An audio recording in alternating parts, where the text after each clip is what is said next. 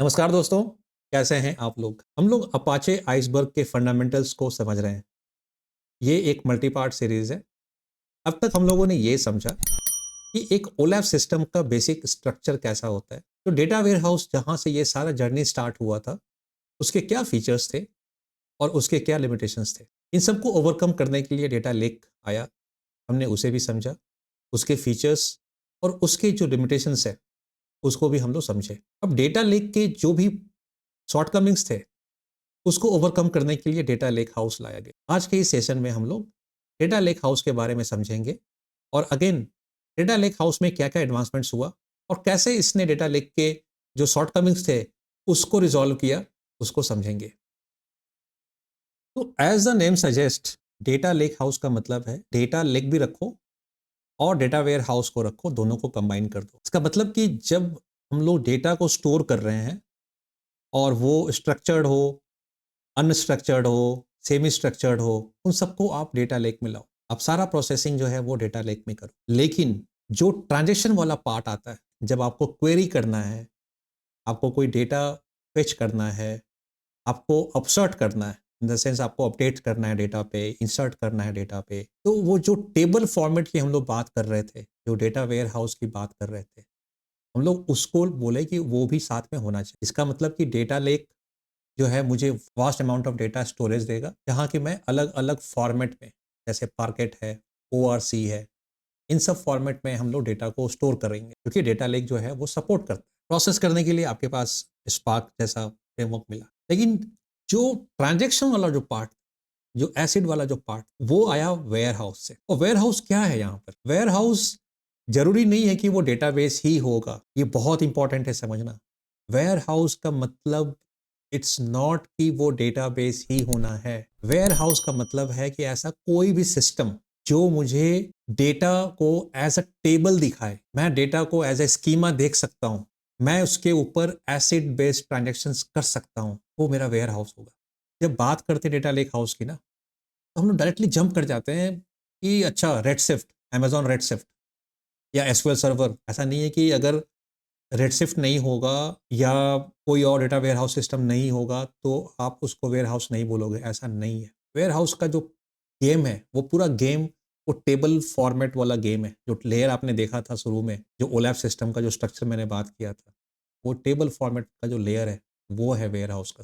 और इसको आप लोग इसको याद रखना बहुत जरूरी है, क्योंकि जब हम लोग बात करेंगे आइसबर्ग का, इट बिकम्स वेरी इंपॉर्टेंट। तो सेकंड चीज है वो है परफॉर्मेंस। क्योंकि परफॉर्मेंस तो डेटा लेक में आप पैरेलल प्रोसेसिंग करो। आप स्पार्क क्या है?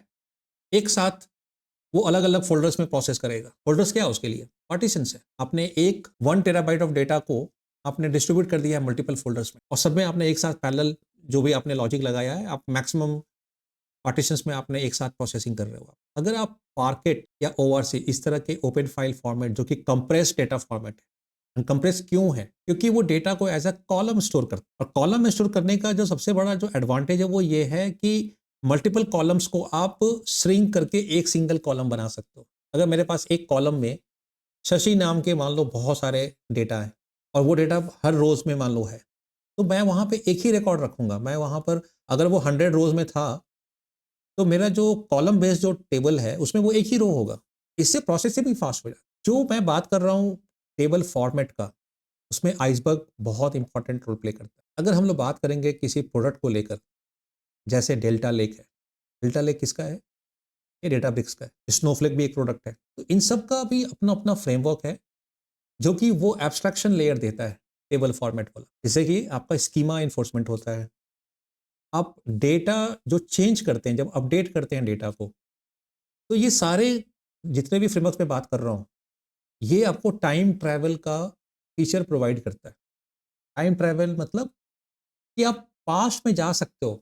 अगर मान लो मैंने कस्टमर का एक डेटा ले लिया, मान लो मैंने अपना एक शेखर नाम का एक रिकॉर्ड था, मैंने ले लिया, मैं पास्ट में जा सकता हूँ कि कब कब कब उस रिकॉर्ड में अपडेट्स हुए। क्योंकि जितने भी ये फ्रेमवर्क्स हैं, इंक्लूडिंग डेल्टा लेक, आइसबर्ग, ये जो टेबल फॉर्मेट का जो लेयर है, जो वो जो एब्स्ट्रैक्ट लेयर है, उसमें ये फीचर भी प्रोवाइड करते हैं, जहाँ की ये पूरा वर्जनिंग मेंटेन करते हैं कि कब क्या क्या अपडेट्स हुआ था। और इसी को हम लोग बोलते हैं डेटा लीनिएज। और ये बहुत इंपॉर्टेंट होता होता है बिग डेटा के लिए भी, ये बहुत इंपॉर्टेंट है। क्योंकि आपको ये समझ में आने लगता है कि मेरा जो डेटा है, वो कब-कब अपडेट हुआ है। आप उसको रोल बैक भी कर सकते हैं। आपके पास एक टाइम बेस्ड स्नैपशॉट्स है। कल का, परसों का, 2 वीक पहले का, 2 महीना पहले का, 2 साल पहले का और आप उसको टाइम ट्रैवल करके आप रिवर्स भी कर सकते हो, आप रिवर्ट कर सकते हो स्पेसिफिक स्नैपशॉट। ये अलग प्रॉब्लम है कि क्योंकि ये पूरा वर्जनिंग करता है तो डेटा का जो स्टोरेज है वो कॉस्ट बहुत बढ़ जाता है। वो कॉस्ट नहीं मतलब डेटा जो स्टोरेज है वो बहुत बढ़ जाता है, क्योंकि वो हर कॉपी को मेंटेन करता है। अब देखो इसमें एक लिखा हुआ है यहाँ पर फीवर डेटा कॉपी।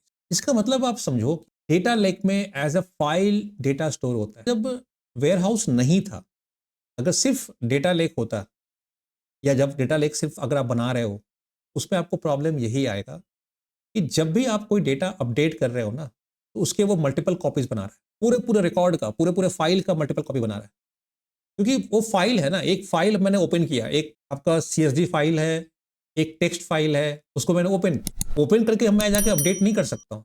ये टेबल नहीं है, मुझे उसका कॉपी बनाना पड़ेगा। I will delete that version and I will create a new version with the new data even if that data is only for 2 or 3 fields।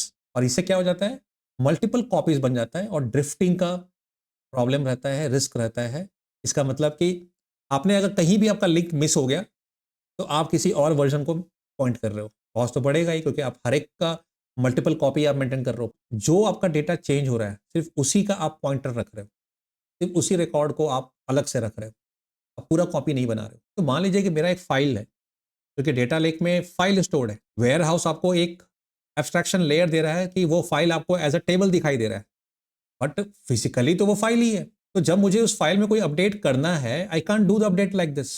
मुझे या तो वो पूरे फाइल को डिलीट करना होगा, उसका एक कॉपी रख लेंगे और नया फाइल को ऐड करना होगा, जो कि एक नॉर्मल डेटा लेक में होता था। लेकिन जब मैंने लेक हाउस बनाया और जब आइसबर्ग और डेल्टा लेक ये सब आना शुरू हुआ, तो ये सब फ्रेमवर्क का फायदा ये हुआ कि ये एक मास्टर रखता है अपने पास, जो आपका बेसलाइन है, जो सबसे पहला कॉपी था। उसके बाद जितना भी ये वर्जन बनाता है, वो वर्जन सिर्फ चेंजेस का ही बनाता है।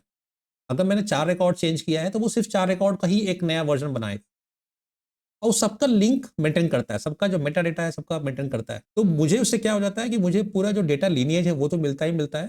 मेरा स्पेस कम हो जाता है, मेरा प्रोसेसिंग बहुत ही फास्ट हो जाता है। और ओपन फॉर्मेट जो मैं बता रहा हूँ, ये बार-बार बता रहा हूँ कि डेटा लेक में अगर आप सीएसवी में डेटा को स्टोर कर रहे हैं, अगर मान लीजिए मैं मशीन का डेटा ला रहा हूँ, मैं कनेक्टेड बाइक्स है मेरे, आजकल जो ईवी बाइक्स वगैरह होते हैं, ईवी व्हीकल्स होते हैं, इन सब का डेटा अगर मैं ला रहा हूँ, क्योंकि वो सारे स्ट्रीमिंग डेटा होता है। स्मार्ट एसीज़ हैं, स्मार्ट टीवी है, तो वो स्ट्रीम डेटा को मैं अगर एज़ अ सीएसवी स्टोर करने लगूँगा, तो वो तो 2, 4, 6 महीने में टेराबाइट ऑफ डेटा हो जाएगा। तो जब वो स्ट्रीम होके आता है, तो हम लोग उसको बफरिंग करते हैं और बफरिंग करके हम लोग उसको एज़ अ पार्केट फाइल या ओआरसी फाइल, वैसे कंप्रेस्ड ओपन फॉर्मेट में हम लोग उसको स्टोर करते हैं और वो इतना मुश्किल नहीं है। मेरे ऐसे-ऐसे कस्टमर्स हैं जो कि मैंने सुबह बताया उनको, असम में वो इम्प्लीमेंट कर लिए थे। एंड द रीज़न वाज़ क्योंकि एडब्ल्यूएस में जो स्ट्रीमिंग सर्विस है या इवन जो डेटा रेप्लिकेशन सर्विसेज़ हैं, तो स्ट्रीमिंग में जैसे किनेसिस वगैरह है, ये सब फीचर देता है, आउट ऑफ द बॉक्स देता है फीचर। वो पूछता है कि आउटपुट फॉर्मेट क्या होगा? आप बोलोगे पार्केट, वो पार्केट में करेगा स्टोर। रो से कॉलम में ट्रांसफॉर्म करने का जो पूरा लॉजिक है, वो उसके अंदर इनबिल्ट है, किनेसिस के अंदर में। किनेसिस कर रहा है, आपको सिर्फ कॉन्फ़िगरेशन करना है। सो इन सब चीज़ों को समझना बहुत इंपॉर्टेंट है। इसको करना बहुत मुश्किल नहीं है। It is just a configuration. ये जो टेबल फॉर्मेट है, ओलैप सिस्टम में टेबल फॉर्मेट एक लेयर होता है, एक एब्स्ट्रैक्शन लेयर होता है, on top of file format. वो क्यों इंपॉर्टेंट है? क्योंकि आपका फाइल जो है डेटा लेक में एज़ अ फाइल स्टोर्ड है वो, लेकिन आपको जो इंटरफ़ेस मिल रहा है, वो मिल रहा है एक टेबल का। And that was the reason I was saying कि when we talk about warehouse, जब हम लोग डेटा वेयरहाउस की बात करते हैं, लेक हाउस की बात करते हैं, तो ज़रूरी नहीं है कि वो रेडशिफ्ट ही होना चाहिए, वो स्नोफ्लेक ही होना चाहिए, नहीं ज़रूरी है। वो आपका डेटा लेक जो है, उसके ऊपर एक जो है रिलेशनल लेयर बना हुआ है, जो कि आपको वो सारे फंक्शनैलिटी, वो सारे फीचर दे रहा है, जो कि एक रिलेशनल डेटा में, एक वेयरहाउस में होता है। अब ये भी मैं बताऊँगा आपको अलग से कि when to go for Iceberg based warehouse and when to go for Redshift based warehouse, क्योंकि वो बहुत इंपॉर्टेंट है। आइसबर्ग आप 2 तरह से यूज़ कर रहे हो। आइसबर्ग आप अपना इसलिए भी यूज़ कर रहे हो क्योंकि you have to have incremental data lake. Incremental इसका मतलब कि आपका जब डेटा रिफ्रेश हो रहा है, तो आप पुराने डेटा को पूरा हटा के और नया नहीं लाकर कॉपी पेस्ट कर रहे हो। आप जब भी डेटा ला रहे हो, whether it's a batch data, whether it's a stream data, अब जब भी ये डेटा ला रहे हो तो इंक्रीमेंटली जो चेंज हुआ है आप सिर्फ उसको अपडेट कर रहे हो, या जो नया रिकॉर्ड है उसको आप इंसर्ट कर रहे हो, या जो डिलीट करना है उसको आप वहां से हटा रहे हो। ये जो टेबल फॉर्मेट लेयर है ये आपको ये प्रोवाइड करता है। सेकेंड चीज़ क्या है कि आज के डेट में डेटा तो वही है, आपने वहाँ पे इमेज स्टोर कर रखा है, वीडियो रखा है, CSV रखा है, जेसॉन रखा है, टेक्स्ट फाइल रखा है। कंज्यूम करने वाले बहुत तरह के हैं। अगर मेरे पास ML मॉडल है, उसको ट्रेनिंग करना है, they want to consume the data from your data lake to train it. उनको नहीं मतलब है कि आपका टेबल फॉर्मेट में, टेबल स्कीमा में है कि नहीं है, उनको नहीं मतलब, उनको इमेज दे दो, वो अपना ट्रेन कर लेंगे। बट अगर उनको ट्रेन करना है किसी लेबल डेटा, अनलेबल डेटा पे, तो वो क्या मांगेंगे आपसे? वो मांगेंगे CSV फाइल या वो मांगेंगे पार्केट फाइल। लेकिन अब वहीं पे अगर आपने कोई BI डैशबोर्ड बना रहे हो, you are building some insights dashboard reports and those kind of things, then you will go through the table format. लेकिन टेबल फॉर्मेट के नीचे जो फाइल फॉर्मेट है और उसके नीचे जो स्टोरेज लेयर है वो तो सबके लिए कॉमन है। आप उसको कैसे कंज्यूम कर रहे हैं और कौन कंज्यूम कर रहा है ये मैटर कर जाता है। नाउ सबसे जो इंपॉर्टेंट चीज है, S3 क्या है? ऑब्जेक्ट स्टोरेज है। वहाँ हायरार्की बना हुआ है। टॉप में यहाँ बकेट है, बकेट के अंदर में आपके अलग अलग फोल्डर्स है, ये फोल्डर्स है, ये फोल्डर है, ये फोल्डर है। ये आपका मंथ हो गया, ये आपका वीक हो गया, ये आपका डे हो गया। अब जैसे जैसे आपका डेटा आ रहा है, हर दिन डेटा आ रहा है, अलग अलग सोर्सेज से आ रहा है। बहुत सारे स्ट्रीमिंग डेटा भी होंगे जो बाइक से आ रहे हैं, जो कनेक्टेड कार से आ रहे हैं, व्हीकल से आ रहे हैं। अब ये तो जब स्टोर होगा, आप सोचो थोड़ी एक सिंगल फाइल होगा। अगर मैं 15 मिनट का भी अगर मान लो बफरिंग करता हूँ स्ट्रीमिंग डेटा पे, तो कितने सारे फाइल्स बनेंगे। वो सारे फाइल्स जाकर उस डे के अंदर में मान लो अगर अगर आपने आवर का भी रख दिया है तो आवर के हिसाब से वो जाकर स्टोर होते रहेंगे। तो आपका जो लेकिन जो स्कीमा बनाओगे, जो टेबल स्कीमा बनाओगे, वो तो एक ही रहेगा ना, वो तो मल्टीपल कॉपी नहीं होगा, वो तो एक ही रहेगा। और उसके अंदर में जब आप डेटा देखोगे, when you do a select query to the table format layer, तो आपको पूरा दिखाई देगा, मंथ, वीक, डे, आवर, इसके अंदर में पूरे हायरार्की में जो आपने पूरा डेटा स्टोर किया है सारा दिखाई देगा। तो वो जो एग्रीगेशन है, वो एग्रीगेशन ये टेबल फॉर्मेट का जो लेयर है ये करके आपको दे रहा है। जो कैटलॉग लेयर है, जो कैटलॉगिंग बोलते हैं, ये इसको करके दे रहा है।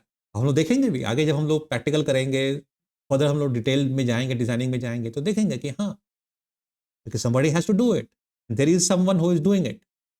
वो मेरा hive catalogue, hive hive table format है, वो मेरा मेरा करके देगा। वो आइसबर्ग है, वो करके देगा। कि हम लोग कैसे उसको ऑर्केस्ट्रेट करके फाइनली रिजल्ट निकालते हैं। यहाँ तक के आज के लिए इतना काफ़ी है। आगे जो नेक्स्ट सेशन है वहाँ हम लोग देखेंगे कि हाइव जो है उसके बारे में और डिटेल में समझेंगे। तब तक के लिए नमस्कार।